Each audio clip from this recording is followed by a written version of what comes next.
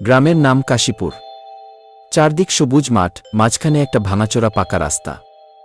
কিন্তু সেই রাস্তাটার নাম শোনার পরই গ্রামের লোকজন শিউরে ওঠে।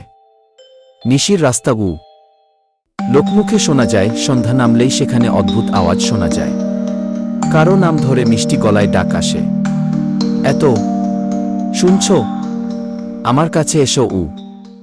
একবার পাশের গ্রাম থেকে ৩ জন বন্ধু ফিরছিল বাইকে। রাত তখন প্রায় 10:30।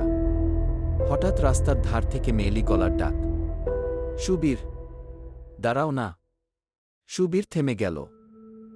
বন্ধুরা চিৎকার করল, থামিস না, ওটা নিশির ডাক। কিন্তু সুবীর যেন কিছুতেই শুনতে পাচ্ছে না। ওর চোখ ফাঁকা, মুখে হাসি, পা নামিয়ে ধীরে ধীরে রাস্তার ধারে বাঁশবনের দিকে এগোচ্ছে। বন্ধুরা মরিয়া হয়ে বাইক থেকে নেমে ওকে টানতে লাগল।